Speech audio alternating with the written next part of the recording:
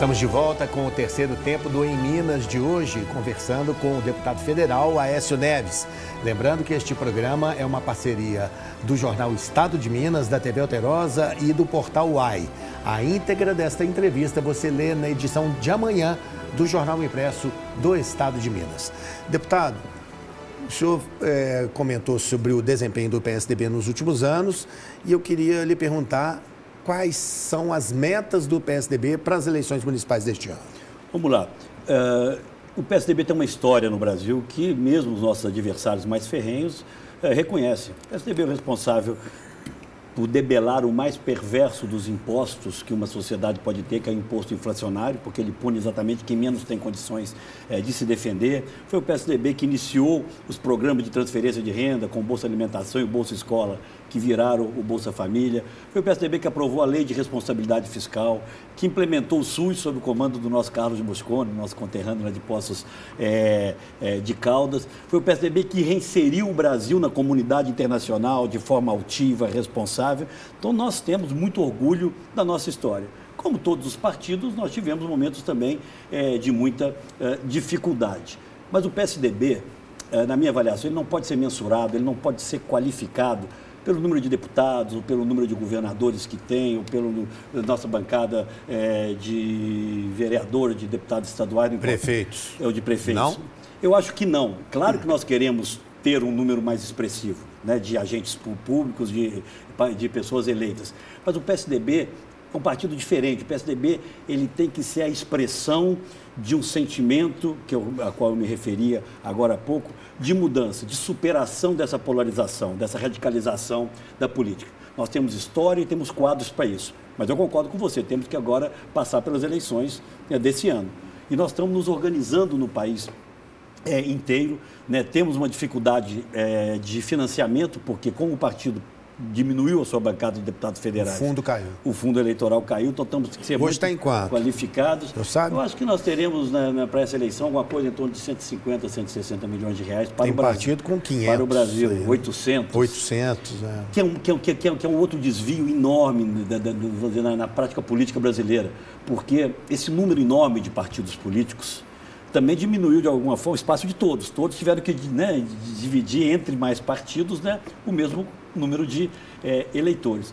O único projeto, não é uma autopropaganda não, mas é porque eu acredito, o único projeto sensato de reforma política que foi aprovado nos últimos anos foi uma PEC de minha autoria que acabou com as coligações proporcionais e criou a cláusula de barreira. Não aquela que tínhamos lá atrás de 5%, que nós defendíamos, o Supremo derrubou. Mas criamos uma cláusula de desempenho, começou com 1,5%, 2,5% e 2030 chegará a 3%. Com isso, nós conseguimos diminuir um pouco o número de partidos, criou-se a figura das federações, o próprio PSDB está hoje federado com o Cidadania. Então, há uma tendência a médio prazo, mesmo que numa velocidade menor do que nós gostaríamos, de redução do número de partidos.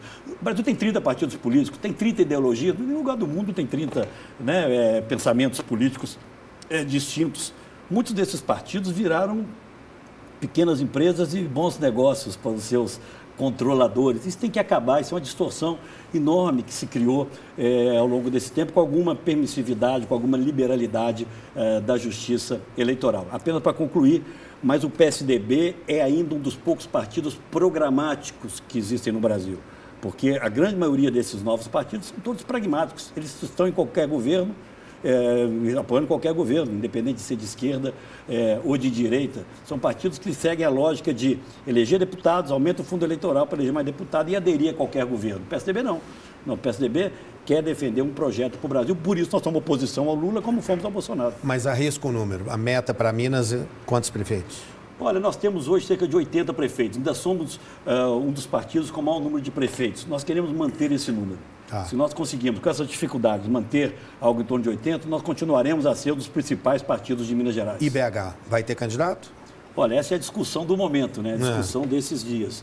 O PSDB tem sido procurado por muitos atores da política, desde o prefeito até outros que fazem oposição ao prefeito. O próprio Estado de Minas publicou uma pesquisa esses dias que o ex-deputado João Leite aparece na segunda ou na terceira colocação, muito bem colocado. é um nome muito respeitado na política mineira e de Belo Horizonte, mas nós vamos tomar essa decisão com muita responsabilidade, pensando em 26. Qual é a lógica do PSDB hoje no Brasil? Construir alianças, não é impor candidaturas, mas construir alianças que podem significar o embrião de um apoio para 2026. Então, em São Paulo estamos buscando isso. Pode ser que nós façamos até ali uma aliança com a candidata Tabata, indicando o seu vice. No Rio porque lá a campanha tende a ser polarizada entre o candidato do Lula, que é o Boulos, e a candidatura do Bolsonaro, que é o do prefeito. Rio de Janeiro é a mesma coisa. O Eduardo Paes, que é meu amigo, foi tucano comigo a vida inteira, mas ele hoje é o representante do Lula no Estado, né? O PT briga para indicar o seu vice. Do outro lado, haverá uma candidatura anunciada do delegado Ramagem, que é a candidatura da família Bolsonaro.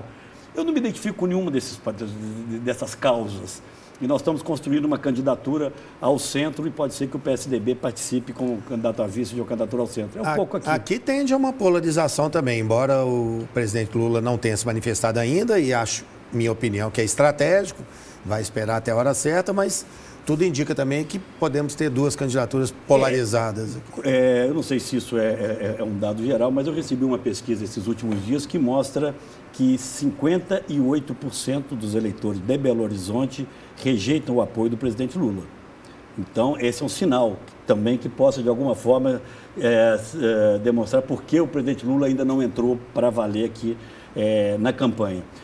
O prefeito Fouad, como você sabe, eu o repatriei. Fouad veio para Minas, ele estava em Brasília, ele veio para Minas para ser meu secretário da Fazenda no meu primeiro mandato, e no meu segundo mandato foi meu secretário de Obras Públicas. Então ele foi do PSDB, ele tem uma familiaridade conosco muito grande. Não deixa de ser uma possibilidade. Mas o deputado Paulo Biacchio, que é o presidente estadual do partido, é que está conduzindo direta e pessoalmente essas tratativas em Belo Horizonte.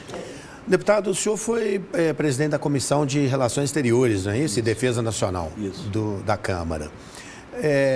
Considerando esse fato, como é que o senhor tem visto a política externa, as relações exteriores do presidente Lula? Está indo bem ou está indo mal? Mal. Mal, e o Brasil tem tido muito pouca sorte na condução da sua política externa nos últimos anos. Nós saímos de um alinhamento ideológico conduzido pelo presidente Bolsonaro, né, à direita, que nos afastou de alguns mecanismos multilaterais, né? O Brasil se isolou, tanto aqui em relação ao Mercosul, quanto se isolou em relação à União Europeia, até na própria relação com outros vizinhos aqui da região. Vem o governo Lula, esse alinhamento passa a ser no campo oposto, né? O presidente Lula se alinha aos partidos de esquerda e, inclusive, sem qualquer constrangimento, a ditaduras amigas, né? Para mim é incompreensível, né, o apoio que o presidente Lula dá, por exemplo, ao regime ditatorial do presidente Maduro na Venezuela. Eu estive lá. Quando Leopoldo Lopes, que era o líder da oposição, foi preso, né, eu liderei uma caravana de 8 senadores de vários partidos para visitá-lo na prisão.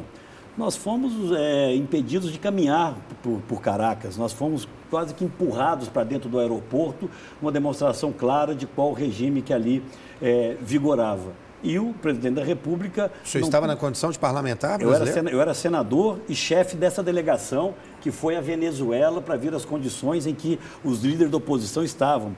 Nosso carro foi atacado, pauladas, pedradas, uma coisa gravíssima que ocorreu naquela época. Então ninguém me contou, eu vi o clima que se vive na Venezuela. Agora, a Maria Corina, minha amiga, que era a grande líder da oposição, estava conosco nessa visita, foi impedida de ser candidata.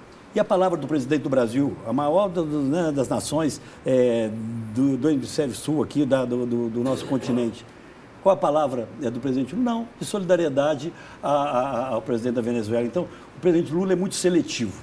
Ele prega a democracia interna dentro do Brasil, quando isso lhe é conveniente, se apropria até do espírito democrático nesse enfrentamento com o bolsonarismo, mas quando sai do Brasil, ele é muito seletivo nas suas relações, passando a mão na cabeça de ditaduras, seja cubana, seja venezuelana, seja da Nicarágua e de outras nações amigas.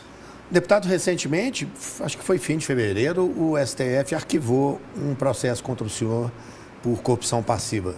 O senhor recebeu com alívio essa decisão? Como é que foi isso? Olha, eu fui vítima de uma das maiores armadilhas da vida pública brasileira nos últimos anos, que me custou muito, mas custou muito ao Brasil, que me tirou do jogo político naquele momento. Todas as acusações que me foram feitas, todas sem exceção, foram arquivadas, e a grande maioria delas a pedido da própria Procuradoria-Geral da República, que tem a responsabilidade de acusar, exatamente por eu não ter cometido qualquer ilícito nesses meus quase 40 anos de vida pública. Mas o preço foi muito alto, porque existia um projeto de poder em curso no Brasil.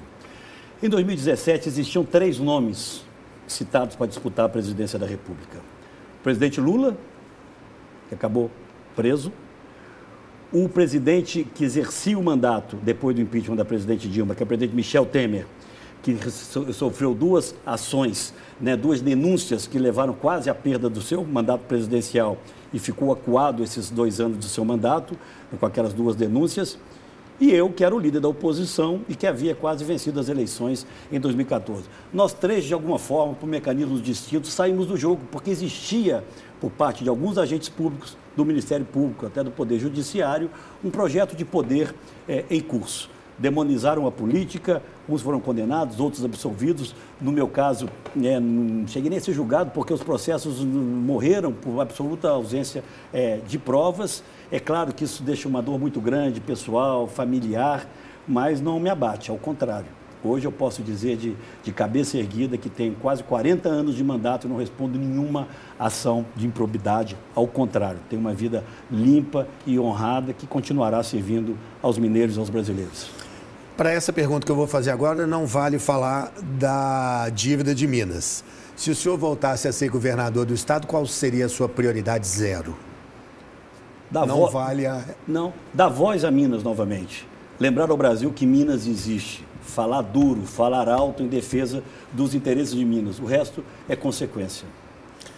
Deputado, muito obrigado pela sua presença aqui no Em Minas com a gente. Foi uma honra tê-lo aqui com a gente, viu? Grande abraço, eu que agradeço essa oportunidade. Obrigado. Parabéns pela qualidade do programa e da entrevista. Tamo junto, boa sorte, viu? E a você que nos prestigiou com a sua audiência, muito obrigado pela sua presença aqui com a gente mais uma vez. Nosso compromisso, semana que vem, aqui no Em Minas. Um abraço.